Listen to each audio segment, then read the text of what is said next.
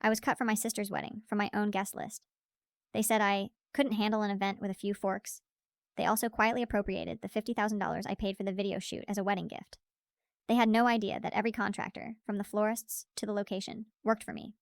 That day, I pressed a few keys and ruined their perfect wedding with a single click. And then everything they had been hiding for years, the real contempt, the fear, the shame, burst out. But what happened next was far more painful and powerful than any revenge.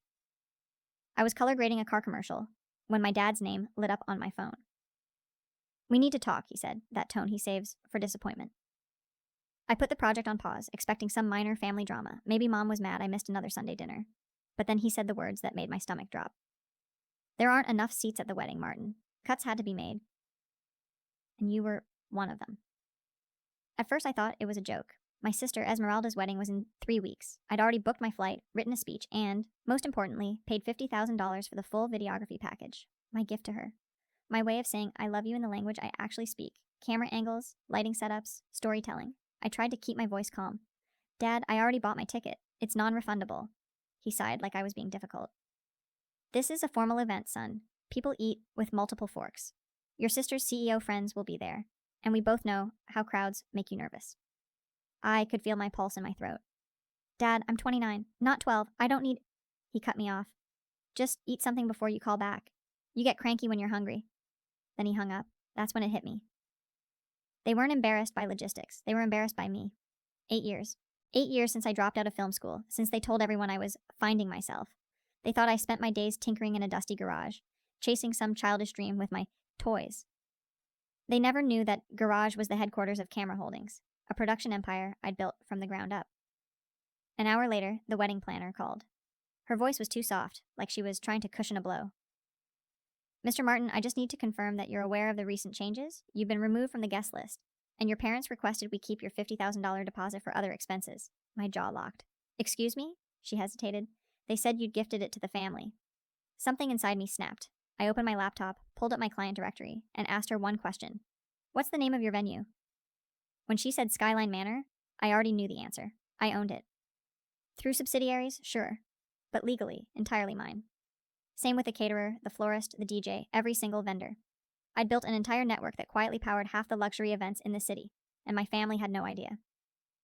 I looked around my studio, surrounded by cameras they thought were toys. Hey guys, real quick before we keep going, don't forget to sub and drop a like if you're enjoying the story. Thank you very much. Enjoy watching. "Cancel everything," I said quietly. "Every contract, every reservation, effective immediately." The silence on the other end stretched for what felt like forever. "But sir, there are 180 guests." "Then," I said, my voice steady for the first time all day, "they better start making calls." The next morning, my phone lit up like a Christmas tree. Mom, Dad, even Esmeralda. I didn't answer any of them. Instead, I opened my email and watched the cancellation confirmations roll in.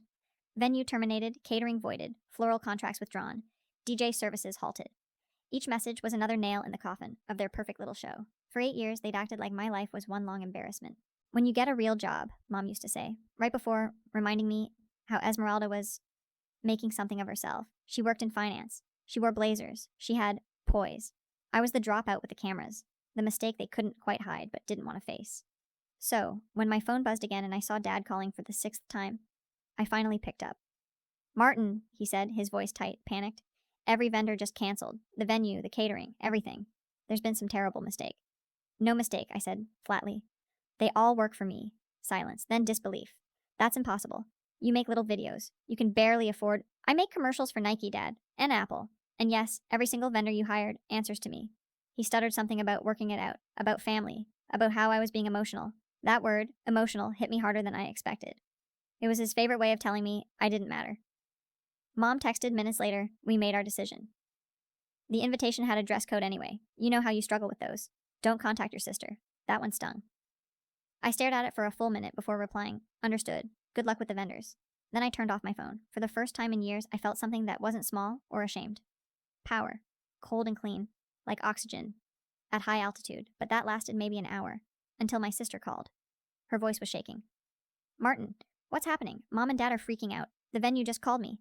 They said everything's canceled." I didn't answer right away. I wanted her to hear it in my silence. "They told me you had a shoot that weekend, that you couldn't come," she said. "I didn't know they uninvited you. I swear I didn't." I closed my eyes. Of course she didn't. Esmeralda had always been caught in their gravity, the golden child who just wanted peace. They took my deposit too, I said finally. 50 grand. Her breath hitched. They what? They said it was family money. Guess I'm family when it's convenient. There was a pause, then soft, broken crying. Martin, can't you fix it, please? It's my wedding. And there it was, the one truth I couldn't dodge. I'd wanted to hurt them. But she was collateral damage. I felt something in my chest twist. I'll see what I can do, I said quietly, even though I didn't know what that meant yet. When the call ended, I sat alone in the studio, surrounded by the hum of expensive equipment, the life they'd dismissed as a hobby. For years, I'd let them define me. Now, for the first time, they'd have to see who I really was. I didn't sleep that night. Every time I closed my eyes, I saw Esmeralda crying on the phone, her voice cracking as she begged me to fix what I'd broken. And maybe she was right, maybe I'd gone too far. But then I'd remember Dad's voice, calm, patronizing, eat something before you call back. Or Mom's text about the dress code, and the anger would flare all over again. By sunrise, I'd made coffee I didn't drink and stared at my computer screen, rereading the cancellation reports. My company, Camera Holdings, had just wiped out an entire luxury wedding in less than 12 hours. It should have felt triumphant. Instead, it felt like standing in the ashes of something that used to matter. Around 9, my phone started ringing again. I ignored the first few, but when it showed Dad for the 8th time, I finally answered. He didn't even say hello. Martin, this is childish. Do you have any idea what you've done? Yeah, I said. I canceled a bunch of contracts under my company's name. Perfectly legal. This isn't just business. His voice cracked, the mask slipping. Do you understand how humiliating this is? The venue called me. They said my own son... He cut himself off, breathing hard. We can't rebook anything this close to the date. Your sister's devastated. I leaned back in my chair. You mean the sister you uninvited? That was your mother's decision, he snapped. She thought that I couldn't handle multiple forks? Yeah, I heard. The line went quiet, then softer. Son, we didn't mean to hurt you. You just never fit in with our crowd. Something inside me cracked. Maybe your crowd isn't the problem. And I hung up. An hour later, my phone buzzed again, this time with a message from Bianca, my operations manager. She noticed the mass cancellations and wanted to know if it was a security breach. I called her immediately and explained everything. How my parents had uninvited me, stolen my deposit, and how I'd pulled the plug. There was a long silence on her end. Then, Martin, I get it. But you need to think about the optics. If people find out we nuked a wedding over a family dispute, it could wreck our brand. She was right. Reputation was everything in this industry. I couldn't let my personal meltdown become company gossip. I promised her I'd handle it. A few hours later, I met with my business partner, Xavier. He didn't even try to hide his frustration. You torpedoed $500,000 in contracts to make a point, he said. We need to decide if you're Martin the CEO or Martin the angry son, because those two can't coexist right now. That one hit deep. By evening, I realized I couldn't undo the cancellations. Not without completely crawling back. But I also couldn't let my sister's wedding implode because of our parents' arrogance. So I called the wedding planner, Alyssa, and told her to freeze everything for 24 hours. No cancellations, no new bookings, no communications. I needed time to think, to breathe, to figure out how to be both things at once. The man who finally stood up for himself, and the brother who didn't want to destroy the one person who'd never actually hurt him. By the next morning, my studio looked like a war room. Contracts, vendor spreadsheets, and half-drunk cups of coffee covered every surface. I hadn't slept, just paced all night, replaying my dad's voice and Esmeralda's crying, until they blended into a single noise in my head. Xavier showed up around 8, still in yesterday's shirt, eyes sharp with exhaustion. We can't keep this frozen forever, he said. Vendors are calling nonstop, asking if the wedding's actually canceled or not. I just need a little time, I said. He dropped into a chair, rubbing his face. Look, man, I know this isn't about money, but business-wise, it's a disaster waiting to happen. You're making choices out of emotion, not strategy. You've got to decide if you're trying to fix your family or make them regret ever doubting you. That one landed like a punch. I told myself this was about boundaries, respect, dignity. But deep down, yeah, I wanted them to regret it, to look at me and see everything they threw away. The phone rang again, and I almost didn't answer until I saw the name. Constantine, Esmeralda's fiancé. He was the only one in the family who'd ever treated me like a human being, not a problem to manage. Hey, he said softly. Can we talk? Just the two of us? We met that afternoon at a small coffee shop near my studio. He showed up in a suit, but with his tie loosened, looking tired. I know things are bad, he started, but Esmeralda's not okay. She's barely sleeping, Martin. She blames herself. My chest tightened. It's not her fault. It's our parents. I know. But this wedding, it's supposed to be her one happy thing. And right now, it's turning into collateral damage. I stared into my coffee, watching the ripples on the surface. They stole from me, Constantine. 50 grand. They erased me from the guest list like I didn't exist. I get it, and honestly, I'd be furious too. But do you really want the world to see her wedding implode like that? Because of them? He was calm, not judging, just asking. And for the first time in days, I actually listened. What do you suggest? I asked. He slid a business card across the table. A mediator, someone who handles family disputes. My parents used her when they almost tore each other apart over their company. She's good. I took the card. Shirley Matthews, Family Mediation Services. When I looked up, Constantine's eyes were steady. You've already proven your point, man. They finally see what you're capable of. Now maybe it's time to decide what you want that to mean. That night, I emailed Shirley. By the next morning, she'd replied. Calm, professional, efficient. She'd meet with me first, then each family member, before we all sat down together. It felt insane, like I was turning a family implosion into a business meeting. But maybe that was the only language my parents understood. Structure, consequence, accountability. As I hit send on the group email copying my parents, Esmeralda and Constantine, I added one line at the end. If you want to fix this, I'll be at Shirley's office next Thursday. If not, consider everything canceled. For the first time in years, I didn't feel small. I felt heard. Update post. Title. They finally agreed to mediation. But it feels like I'm about to face a trial instead of my parents. I didn't expect Reddit to blow up after my last post, but holy hell, you guys had opinions. Some said I was a legend. Others said I was an asshole who nuked a wedding for revenge. Both are fair. For those asking, yes, my parents agreed to mediation, though Mom called it excessive. That's fine. She can call it whatever she wants. Shirley scheduled individual sessions first. Mine's tomorrow. I don't know if this will fix anything, but it feels like the first real step toward forcing them to see me. Not as a dropout, not as a failure, but as the man they built and tried to break. Wish me luck. Because honestly, I'm not sure whether I'm walking into reconciliation or round two. Shirley's office sat on the top floor of a glass building downtown, one of those sleek places where everything smells faintly of coffee and quiet authority. I got there early, but my hand still shook on the elevator ride up. I wasn't nervous about facing her. I was nervous about saying it all out loud. She was older than I expected. Gray hair, cropped short, sharp eyes that missed nothing. Martin, she said, shaking my hand like she meant it. Let's start with what you want. At first, I gave her the easy answer. Respect, that's all. But she just raised an eyebrow, and suddenly everything started spilling out. The uninvitation, the deposit, the years of being treated like a fragile embarrassment. I told her how Mom used to brag about Esmeralda's finance career at every holiday dinner, while pretending not to remember the name of my company. How Dad introduced me to his friends as our creative one, like I was some pet project gone wrong. She listened quietly, taking notes, then looked at me and asked, Do you want a relationship with them? Or do you want them to feel the kind of pain they caused you? I didn't answer right away because the truth was both. When the session ended, she said she'd meet with my parents next, then Esmeralda and Constantine together, before bringing us all into the same room. 3 days later, that room became real. The conference space was circular, intentionally. No sides, Shirley said as we sat. Esmeralda and Constantine to my right. Mom and Dad across from me. Dad wouldn't meet my eyes. Mom looked like she'd swallowed something sharp. Shirley opened by setting ground rules: respectful speech, no interruptions, focus on behavior, not character. Within 30 seconds, Dad broke the first one. This has been blown completely out of proportion, he said. We made a practical decision about seating. He took it personally. Shirley's pen didn't even pause. Can you state the facts of what you decided? Dad hesitated.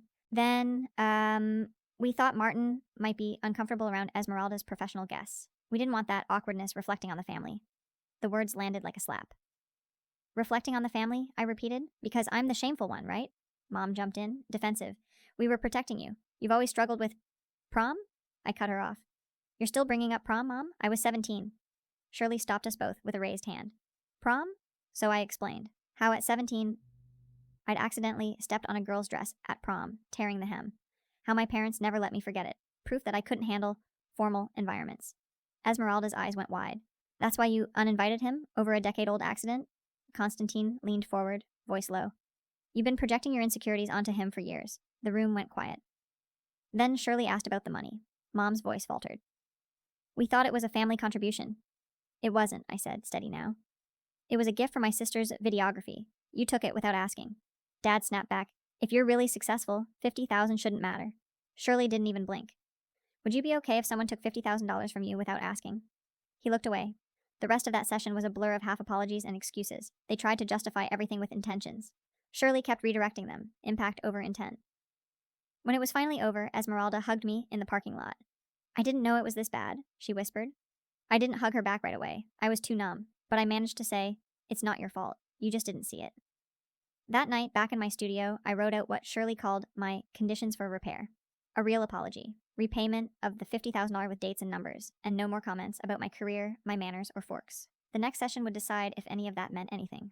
and I wasn't sure if I wanted them to pass the test or finally fail it for good. The second mediation session felt heavier before it even started. Shirley had told us to come prepared with our homework. For me, it was that list of conditions I'd written in my studio, the ones that finally spelled out what I needed to move forward. For my parents, it was a list of what they'd done wrong and how they could have handled things differently. When I walked into her office that afternoon, everyone was already there. Mom was clutching a folder thick with handwritten pages. Dad sat stiff beside her, scrolling on his phone like this was just another meeting he wanted to get through. Esmeralda and Constantine were there too, quiet but tense. Shirley gave us a small nod. Let's begin with your parents' reflections. Mom went first. She pulled out her papers, hands trembling slightly. I wrote down everything I could remember, she said, and then, shockingly, she started owning it. She talked about the uninvitation without sugarcoating it, admitted it was cruel. She said taking the $50,000 was wrong, no matter her intentions. She listed all the small humiliations they'd thrown my way over the years, the jokes about my career, the comparisons to Esmeralda, the constant references to prom, like I was still a clumsy kid. Her voice cracked halfway through, but she kept reading. And, for the first time in my adult life, my mother's words actually sounded human. Then Dad cleared his throat and started reading from his phone. His list was shorter, more guarded, but he did say he should have asked me before making decisions, that he'd made assumptions about my life. In hindsight, he muttered, we could have communicated better. That phrase, in hindsight, hit like nails on glass, but I stayed quiet. Shirley gave them both a moment, then asked, what could you have done differently? Mom looked down at her notes. We should have trusted you to handle yourself. We were so worried about being judged that we made decisions out of fear, and we took that fear out on you. Dad hesitated. We never updated how we saw you, he said. You grew up, we didn't notice. It was the closest thing to accountability I'd ever heard from him. When it was my turn, I opened my own folder. My voice was shaking, but I forced myself to read every line. I need you to see my career as legitimate, I said, to stop treating me like a failure. I've built something real, something that pays salaries, wins contracts, puts commercials on national TV. I don't need validation. I just want basic respect. Then I told them what the $50,000 really meant. Not a transaction, but love. My way of giving Esmeralda something beautiful. You didn't just take money, I said. You took the meaning out of what I tried to give. That's when Esmeralda broke. She started crying, full-body sobs that made the whole room still. Constantine reached for her hand. I didn't know, she choked out. I thought he couldn't come because of work. Mom told me that. Mom's face went pale. I just didn't want you to worry. You lied, Esmeralda said. Not loud, just final. Shirley stepped in, grounding the room again. She asked if we wanted to focus on repair or just understanding. I said both. We spent the next hour crafting something like a plan. My parents would formally repay the $50,000 in installments over 2 years, under a legal promissory note drafted by my attorney, Brendan. It wasn't about the money, it was about respecting boundaries. Then, we tackled the wedding itself. Esmeralda said she didn't want the massive corporate-style celebration anymore. She wanted something smaller, real, hers. When she said it, you could see my mom's face twitch, her instinct to control, to curate, but she swallowed it down. If that's what you want, she said quietly, then that's what we'll do. It was the first time she said something like that, and meant it. By the end of the session, Shirley summed it up perfectly. Respect is built in actions, not apologies. You've all started speaking, but now you have to follow through. I left the building with my chest tight, not from anger this time, but something else. Hope. Scary, fragile, unfamiliar hope. Update. I didn't expect today to go the way it did. I walked in ready for another war, but instead, my mom cried, reading a list of all the ways she'd hurt me. My dad actually admitted he was wrong. Esmeralda said she's cutting the guest list in half and moving the wedding outdoors at a smaller venue. For the first time, I think this might actually end with us being a family. Again. They're paying me back in writing. I'm filming the wedding myself. And for the first time in my life, they'll see what my toys can really do. The next week blurred into logistics and phone calls, but this time it wasn't chaos. It was construction. Building something new instead of burning it down. Xavier and I practically lived on the phone with vendors. The florist was free again after rearranging a corporate event. The DJ canceled his sweet 16 gigs to rejoin us. The photographer's backup turned out to be even better than the original. The only real loss was the caterer, but Xavier found a replacement Esmeralda adored. More creative, more them. The biggest change came from Esmeralda herself. She called one night, voice calm but firm, like she'd stepped into her own skin for the first time. I want to cut the guest list to 80, she said. Just family and close friends. I don't care what Mom says about appearances. This wedding is supposed to be mine and Constantine's, not a networking event. I smiled without meaning to. You sure? I've never been sure of anything in my life. And that's when I realized my sister wasn't just getting married. She was growing up, finally breaking free of the same gravitational pull I'd been fighting for years. Over the next few days, I worked side by side with Bianca to rebuild the videography plan. I told her I wanted to handle this one personally. She raised an eyebrow. You sure you can stay objective, boss? I don't need to be objective, I said. I need to tell the truth. We spent 3 straight evenings in my studio, perfecting the new storyboard. Intimate, emotional, nothing performative. Just real moments. Esmeralda's first look with Constantine, my parents watching her walk down the aisle, quiet details no one ever remembers to capture. And maybe, deep down, I wanted to film the proof that we could actually heal. When I showed the concept to Esmeralda and Constantine, they both cried. You're giving me more than a video, she said. You're giving me peace. Even Mom started softening. She called me midweek, her voice subdued. We sent out the new invitations, she said. Some people were offended they didn't make the cut, but I think it feels right. Smaller. I heard her hesitate, then she added, You were right about that, about all of it. It wasn't an apology exactly, but it was the closest she'd ever come to saying you were right. By the time the new wedding day rolled around, everything had shifted. The garden venue at Skyline Manor, ironically still my company's property, was glowing under string lights and soft greenery. It looked nothing like the corporate gala my parents had wanted. I got there at 6 a.m. to set up my gear. The air was cool, the sun just starting to rise, painting everything gold. For once, my hands weren't shaking. I wasn't the kid hiding behind his camera, I was the man behind it. Mom and Dad arrived a few hours later. Dad helped Constantine figure out his boutonniere, cracking awkward jokes that actually sounded kind. Mom fussed over the centerpieces, her voice gentle instead of sharp. And when Esmeralda stepped out in her dress, Mom burst into tears, saying, You look perfect. I caught it all on film, the tremor in her hands as she adjusted the veil, the way Dad looked at her like he was realizing she wasn't a little girl anymore. And then, unexpectedly, Dad looked straight into my camera lens. Normally, he'd have waved me off, made some quip about playing with your gadgets. But this time, he just gave me a small, solemn nod. It wasn't approval. It was acknowledgement. The ceremony itself was simple and beautiful. 80 people who actually mattered, all crying and laughing together under the trees. Esmeralda glowed. Constantine cried when she said, I do. Even my parents held hands. For once, there wasn't tension humming under everything. Just peace. And as I filmed it all, I realized the revenge was never the cancellations, or the power, or the control. The real revenge was this, standing there, camera steady, while the people who once called my life a failure watched me immortalize the most perfect day of theirs. The reception unfolded like something out of a dream. Golden light filtered through the leaves, people laughed without pretense, and the music felt warm, instead of deafening. It wasn't the wedding my parents had planned, it was better. Real, human.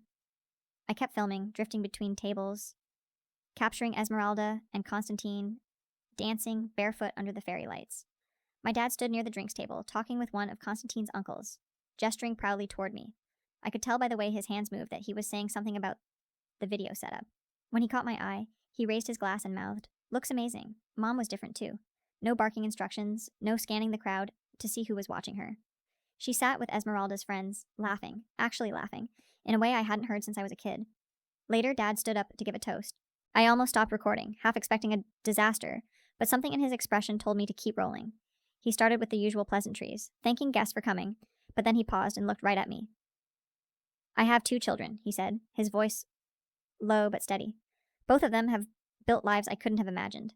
Esmeralda, you're brilliant and fearless, and Martin, he hesitated, took a breath. You taught me that success doesn't always wear a suit. Sometimes it carries a camera.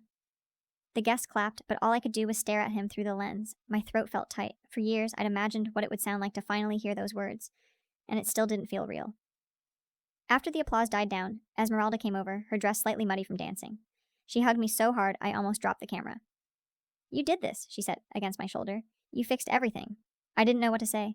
Maybe I hadn't fixed everything, but I'd stopped letting them define me, and that was enough. The next morning, I sent Xavier a text with a photo of the reception. Proof of concept. Family restoration. Phase 1 complete. He replied with a string of laughing emojis and you're charging them double next time. 2 weeks later, I delivered the finished wedding film to Esmeralda and Constantine. We watched it together in their living room. When the last frame faded, the shot of my parents holding hands, while Esmeralda tossed her bouquet, there wasn't a dry eye in the room.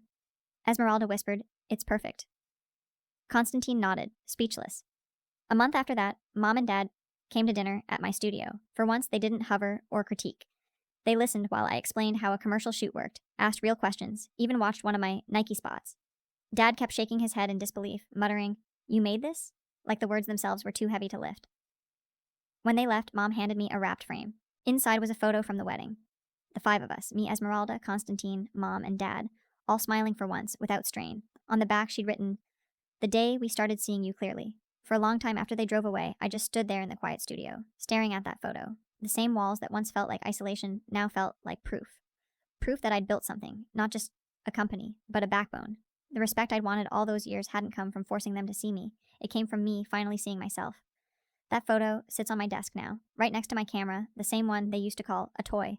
Every time I power it on, the hum reminds me I didn't need revenge, I needed recognition. And in the end, I got both.